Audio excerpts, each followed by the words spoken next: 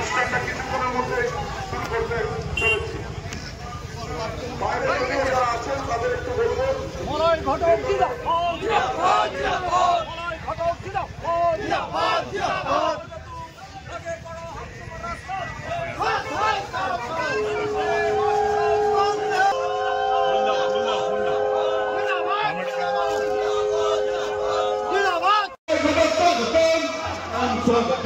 দেখুন মলাইদা কিন্তু টাইমে উপরে এখনো অনেক জায়গা আছে, একটু একদিন কোঅপারেট করুন, একটু উপরে চলে যান। আমাদের অনেক মহিলা কর্মী স্টেজ থেকেই দেখা যাচ্ছে যে দাঁড়িয়ে আছেন। আমাদের সিনিয়ররা বারবার বলছেন, টিপু বলছেন, আমাদের আনন্দ ভাই বলছেন, এবং আনন্দ আমি অনুরোধ করবো তোমার যুবক ছেলেদের একটু অনুরোধ করো যে আমাদের ভাইদের যে তাদের একটু বুঝিয়ে একটু উপরে যাওয়ার ব্যবস্থা করো, আমাদের মহিলা কর্মীদের বসার জন্য একটু ব্যবস্থা করবো।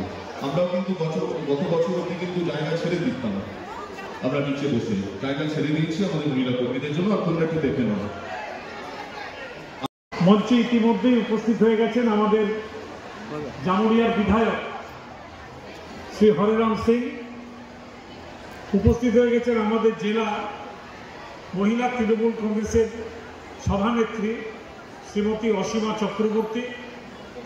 আমি যারা মঞ্চে আছেন তাদেরকেও আমার তরফ থেকে শুভ বিজয়ার প্রীতি এবং শুভেচ্ছা জানাই। এই যে বিজয়া সম্মেলনী আপনারা জানেন সারা রাজ্যে প্রত্যেকটা ব্লকে বিজয়া সম্মেলনের আয়োজন করা হচ্ছে, এবং আজকে আমি প্রথমেই বক্তব্য রাখার জন্য চেয়ে নিলাম একটাই কারণ যে আজকে আসানসোল উত্তর বিধানসভা 1 নম্বর ব্লকে ইতিমধ্যে রবীন্দ্র ভবনে এই একই ধরনের একটি বিজয়া সম্মেলনী শুরু হয়েছে এবং আমাকে সেখানে পৌঁছাতে হবে। তাই আমি বক্তব্য দীর্ঘায়িত করব না এবং বক্তব্য বিজয় সম্মেলনী সম্বন্ধে যেটুকু বলার খালি সেইটুকু বলেই আপনাদের অনুমতি নিয়ে আসানসোলে যাব। আমি প্রথমেই বলি যে দেখুন, মা দুর্গা আরাধনা আমরা যারা পশ্চিমবঙ্গে বসবাস করি তারা এখন বর্তমানে সারা ভারতবর্ষ এবং পৃথিবী জুড়ে মা দুর্গার আরাধনা হয়, এবং মা দুর্গা যখন মর্তে আসেন তখন মা দুর্গার যে মূর্তি, সেই মূর্তির দিকে যদি তাকিয়ে দেখেন তাহলে দেখবেন মা দুর্গা একটা ত্রিশূল নিয়ে অসুরকে বধ করছেন। অর্থাৎ তিনি মর্তে আসেন অশুভ শক্তিকে বিনাশ করতে এবং শুভ শক্তির উদয় করতে। তাই আমার বক্তব্যের শুরুতে মায়ের কাছে প্রার্থনা করি যে মা সমস্ত অশুভ শক্তির বিনাশ করুন এবং শুভ শক্তির উদয় করুন। আমি ধন্যবাদ জানাই আমাদের মাননীয় মুখ্যমন্ত্রী মমতা বন্দ্যোপাধ্যায়কে যে তিনি, আপনারা জানেন যে বেশ কয়েক বছর আগে কলকাতার রেড রোডে দুর্গা মায়ের বিসর্জন দিয়ে একটি কার্নিভালের শুরু করেছিলেন, এবং পরবর্তীকালে সেই কার্নিভাল ইউনেস্কো দ্বারা হেরিটেজ হিসাবে স্বীকৃতি পেয়েছে। অর্থাৎ আমাদের দুর্গা পুজো এখন কিন্তু বিশ্ববিখ্যাত এবং স্বীকৃত, ইউনেস্কো দ্বারা স্বীকৃত। তাই মা দুর্গার যে আরাধনা আমরা করে থাকি, হাজার হাজার লক্ষ লক্ষ মানুষ যে রাস্তায় নামেন, তার পিছনে এই যে কার্নিভাল, এই কার্নিভালও কিন্তু একটা খুব বড় সাড়া জাগিয়েছে, এবং এই কার্নিভাল আমরা আসানসোলেও পেয়েছি। আপনারা জানেন যে কয়েকদিন আগে বিগত 4 তারিখে আমরা আসানসোলে মা দুর্গার কার্নিভাল করেছি, এবং সেই মা দুর্গার কার্নিভালে হাজার হাজার মানুষ, প্রায় 30,000 মানুষ সেদিন কিন্তু ওই রাস্তার ধারে উপস্থিত হয়েছিলেন। আমাদের জেলার সভাপতি নরেন চক্রবর্তী এমএলএ, উনিও ইতিমধ্যে উপস্থিত হয়েছেন।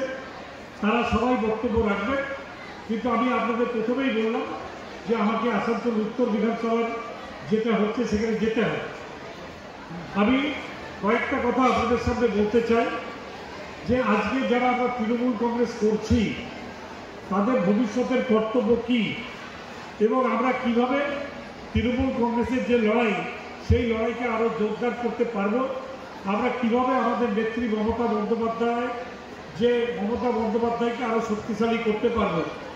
দেখুন, আমাদের রাজ্য হচ্ছে পশ্চিমবঙ্গ, এবং 2011 পরে পরপর 3 বার মানুষের আশীর্বাদে আমাদের মাননীয় মুখ্যমন্ত্রী মমতা বন্দ্যোপাধ্যায় পশ্চিমবঙ্গের মুখ্যমন্ত্রী আসনে অধিষ্ঠিত হয়েছে, এবং এটা নিশ্চিত যে আগামী 26-এ 4র্থবারের জন্য যদি মুখ্যমন্ত্রী কেউ হন তার নাম হচ্ছে মমতা বন্দ্যোপাধ্যায়, এটা কিন্তু নিশ্চিত হয়ে গেছে। তাহলে মমতা বন্দ্যোপাধ্যায়কে যদি চতুর্থবার মুখ্যমন্ত্রী হতে হয় তাহলে প্রত্যেকটা আসনে কিন্তু তৃণমূল কংগ্রেসের প্রার্থীদের জয়লাভ করতে হবে। আমরা অত্যন্ত দুঃখিত যে গত নির্বাচনে 2021-এর নির্বাচনে এই আসানসোল দক্ষিণ কেন্দ্রে আমরা পরাজিত হয়েছিলাম। আমাদের এত সুন্দর এত ভালো একজন প্রার্থী ছিলেন, আপনারা দেখছেন সায়নী ঘোষ, তিনি পার্লামেন্টে গিয়ে কি সুন্দর বক্তব্য রাখছেন, তিনি বিভিন্ন জায়গায় গিয়ে কি সুন্দর লড়াই করছেন।